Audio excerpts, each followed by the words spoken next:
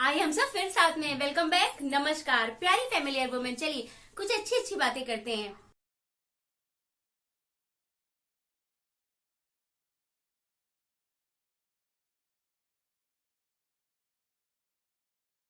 एक घर में सब लोग साथ में इकट्ठा हैं। वहां पर माता, उनका बेटा और उनकी बेटी के हस्बैंड सब इकट्ठा है साथ में। और बेटा कहता है अपने जीजा जी से कि मैंने अभी एक नया बिजनेस शुरू किया है, आप भी बिजनेस करते हैं, आप इसको देखिए एक बार, हो सकता है ये आपको अच्छा लगे और हम लोग साथ में बहुत पैसा कमाएं। इस पर वो कहते हैं ठीक है, इसके बारे में बताइए। जब वो जीजा जी को इसके बारे में बताते हैं तो उस बिजनेस के बारे में सुनने के बाद वो कहते हैं ये तो बहुत कठिन है, ये कैसे हो पाएगा। तब उनकी माँ कहती हैं बेटा कठिन का क्या मतलब है, चलो देखते हैं किसी कार्य को करने के पहले जो उसमें सबसे ज्यादा प्रगतिशील है, जो उसमें प्रगतिशील नहीं है और जिसने सफलता प्राप्त की है, तीनों लोगों से मिल लेते हैं।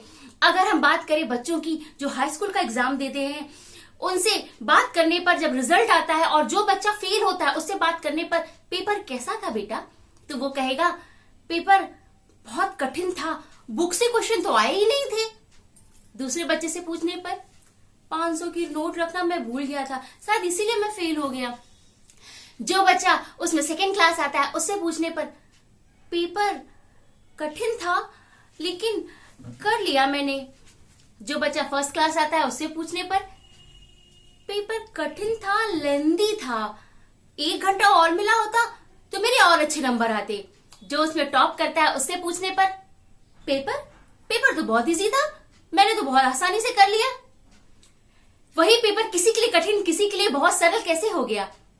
ये बात निर्भर करती है कि हमारी खुद की तैयारी कैसी है, उसी के आधार पर सामने वाला कार्य कठिन और सरल होता है। इस तरह से जब माँ इस बात को समझाती है तो उनके जीजा जी बहुत अच्छे से इस बात को समझ जाते हैं।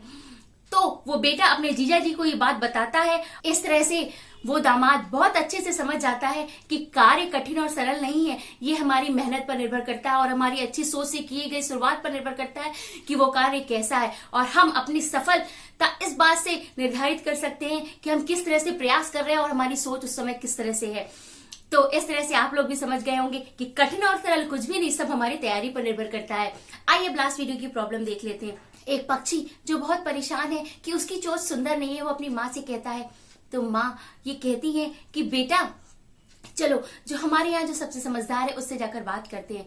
वो जाती हैं और उनके पास अपने बच्चे को लेके जाके बताती हैं और वो समझाते हैं बेटा ये बताओ तुम्हें कीड़े मकोड़े बहुत पसंद हैं, अगर तुम्हारी चोंच का आकार बदल दिया जाए तो क्या तुम अपना मनपसंद भोजन कर सकते हो। वो कहता है नहीं। इस पर वो समझाते हैं भगवान ने सबको अपना आकार दिया है, अपना रंग रूप दिया है, उसके आधार पर उनकी आवश्यकताएं होती हैं, उनकी भोजन की आवश्यकताएं होती है और वो अच्छे से अपना जीवन यापन करते हैं। हम जैसे भी हैं ईश्वर की बनाई हुई अद्भुत संरचना है, इसलिए हमें बिल्कुल भी इस बात से दुखी नहीं होना चाहिए कि हमारे किस अंग की संरचना किस तरह से है और हमें खुशी खुशी अपने जीवन को जीना चाहिए। यह बात वो पक्षी बहुत अच्छे से समझ जाता है। प्यारी फैमिलियर वुमेन, सेल्फ डिपेंडेंट बने। नमस्कार।